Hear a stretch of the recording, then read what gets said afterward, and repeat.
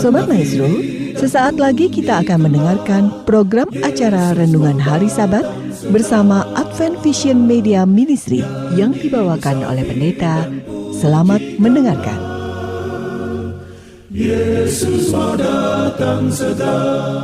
Selamat pagi dan selamat sahabat saudara-saudaraku yang dikasihi oleh Tuhan. Salam sejahtera buat seluruh pendengar Maestro yang kami kasihi. Pada pagi Sabat ini, Sobat Maestro, kita akan bersama-sama merenungkan firman Tuhan yang saya beri judul Kuasa Mengampuni, yang saya dasarkan pada cerita di dalam Matius, Injil Matius pasal 9 ayat 1 sampai 8. Sebelumnya saudaraku, mari kita akan berdoa. Ya Allah, Bapa yang penuh kasih, di dalam nama Yesus Kristus kami berdoa dan kami memohon bimbingan, tuntunan Roh Kudus agar kami boleh memahami pengajaran firman Tuhan. Di dalam nama Yesus Kristus kami berdoa dan mengucap syukur. Amin. Baik, sebagaimana saya sudah sebutkan tadi, judulnya Kuasa Mengampuni. Saudaraku,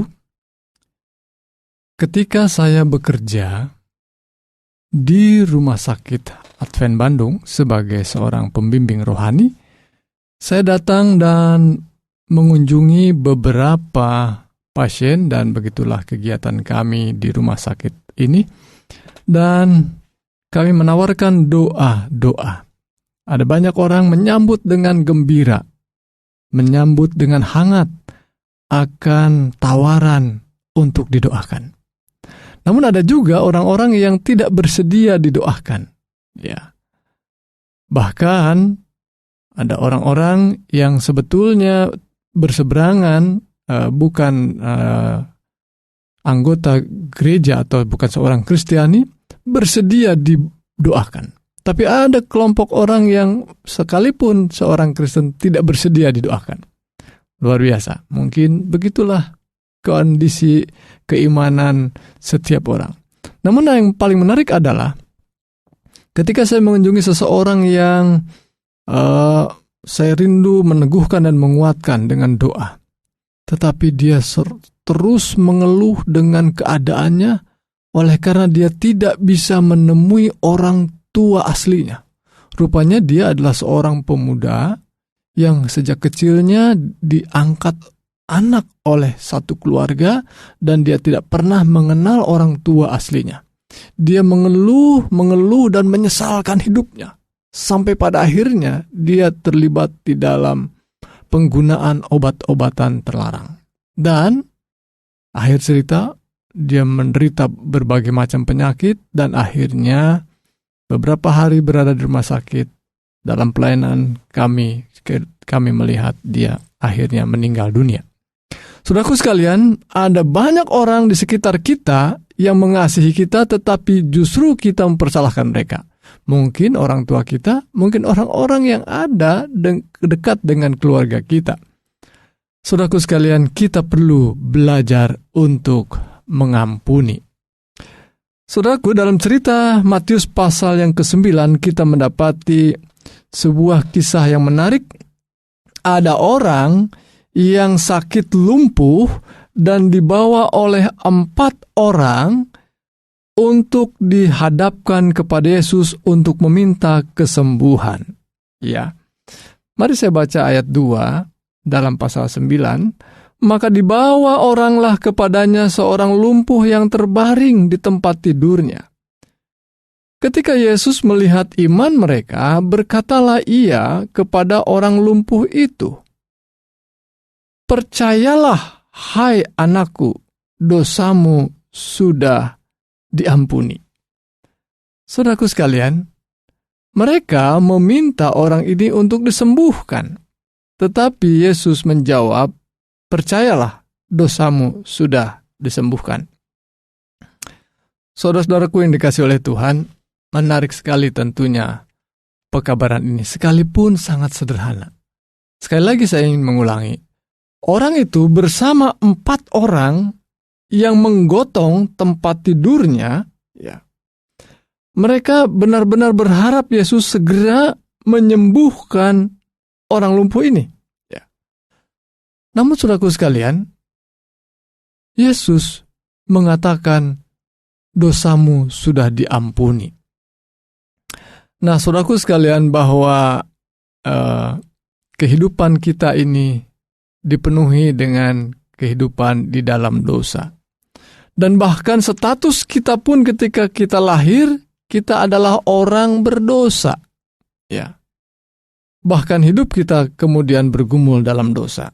Dan ketika kita jatuh sakit, dan sesungguhnya hidup di dunia oleh karena dosa, segala penyakit yang ada di dunia ini disebabkan oleh dosa.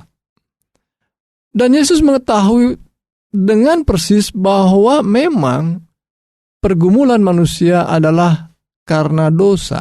Dan bagaimana membuang atau menyingkirkan dosa dari diri manusia. Karena itulah yang menyebabkan berbagai perkara yang meresahkan, dan mengkhawatirkan, dan menakutkan adalah karena dosa. Dan itulah juga yang membuat hidup kita sering mengalami sakit, semua karena dosa. Sehingga Yesus mengetahui itu, hal yang terpenting di dalam hidup manusia adalah kebutuhan untuk pengampunan. Maka Yesus mengatakan hal yang paling penting ini, dosamu sudah diampuni. Saudara-saudaraku yang dikasihi Tuhan, ketika ada orang sakit, dalam kitab Yakobus pasal yang 5 dikatakan bahwa kalau ada seorang yang sakit, bawalah atau panggillah penatua, dan biarlah mereka mendoakan dan mengoleskannya dengan minyak. Dan saling mengampuni satu dengan yang lain, supaya engkau disembuhkan. Saudaraku, kaitannya begitu erat orang yang ingin disembuhkan dengan pengampunan dosa. Banyak pergumulan kita, ya, banyak pemikiran-pemikiran yang mungkin memenatkan kita. Dan bahkan mungkin orang sudah lupa akan perbuatannya yang mungkin menjengkelkan pada kita, tetapi ketika kita mengingat itu merusak pemikiran kita dan bahkan merusak tubuh kita. Satu-satunya jalan adalah belajar untuk mengampuni orang, memaafkan orang, dan betapa hebatnya kuasa mengampuni itu. Hebatnya kuasa mengampuni itu bukan saja kepada orang yang diampuni, tetapi kuasanya juga membangun kehidupan rohani kita, membangun kehidupan jasmani kita, menyembuhkan orang yang mau mengampuni. Itulah kuasa mengampuni. Itu sebabnya Yesus mengajarkan pada kita, ketika kita berdoa juga, doa yang diajarkan Yesus adalah, ampunilah kami.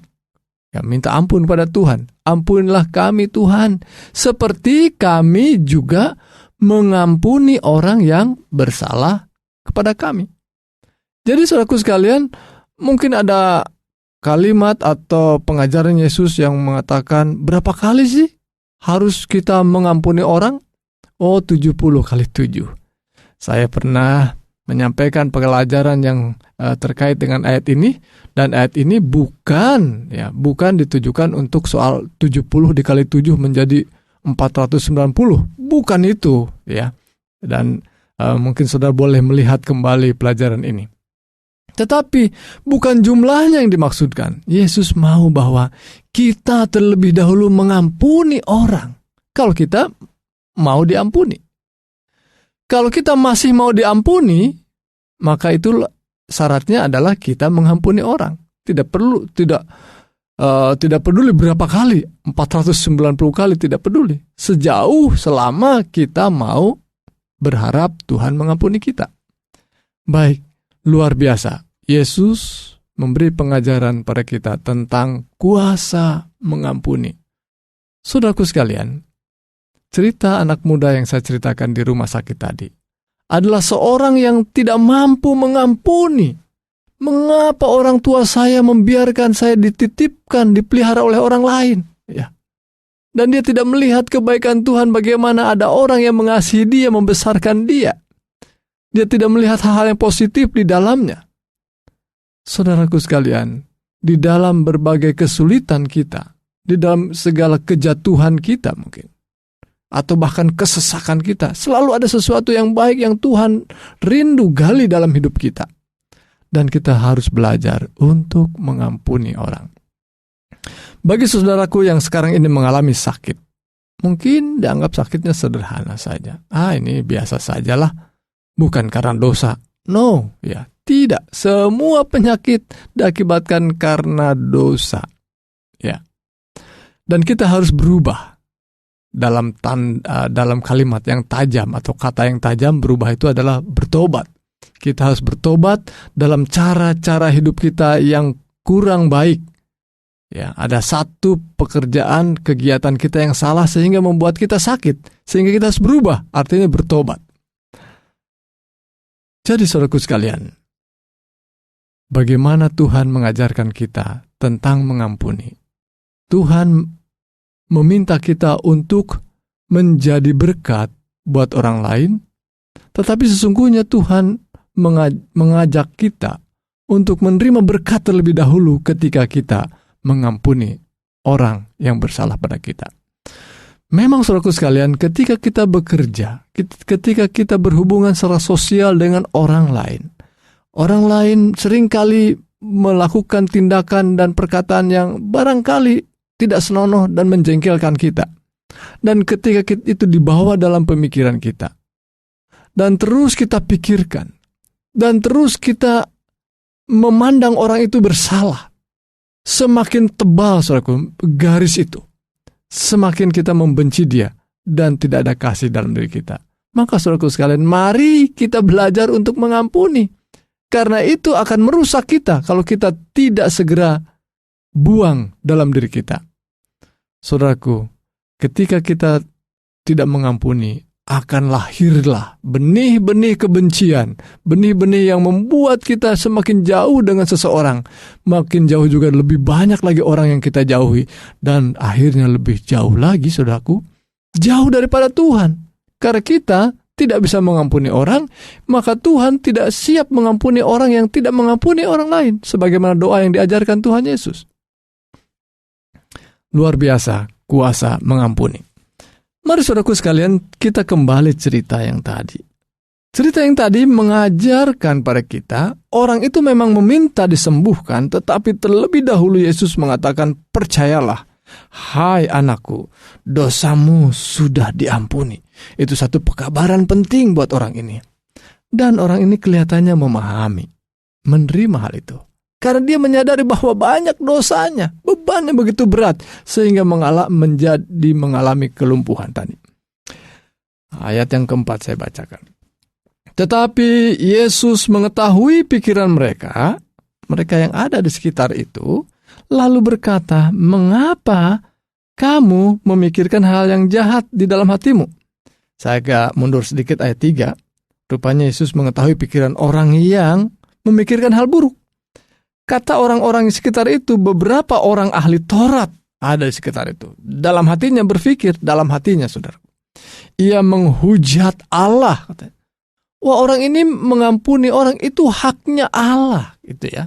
Orang Farisi ini ahli Alkitab, ahli doktrin agama, ahli dogma agama. Dan mereka berpikir bahwa Yesus ketika mengampuni orang yang berdosa, itu mengambil hak prerogatif Allah, yang hanya Allah saja yang bisa mengampuni. Tetapi dilakukan oleh Yesus, dosamu sudah diampuni. Mereka berpikir dalam hatinya. Tetapi Yesus mengatakan ayat 4 tadi, kenapa kamu berpikir begitu? Yesus luar biasa. Dalam keilahiannya dia bisa membaca pikiran orang. Setan tidak bisa baca pikiran. Ya, malaikat tidak bisa baca pikiran. Dan ahli-ahli psikologi juga sebetulnya tidak bisa baca pikiran. Yesus bisa membaca, mendengarkan apa yang dipikirkan oleh orang lain. Dan Yesus memberikan jawaban, kenapa kamu memikirkan hal yang jahat di hatimu? Pertama, pelajaran ini mengatakan pada kita bahwa memikirkan hal-hal yang buruk dari orang lain ketika orang mendapat kebaikan, mendapat pengampunan, itu adalah hal yang buruk. Kebaikan yang diterima orang lain, kita menjadi iri. Dan yang kedua adalah mereka memikirkan tentang Yesus yang tidak layak mengucapkan kalimat itu. Saudaraku, dalam hal ini saya ingin membuat pilihan pada kita sekalian.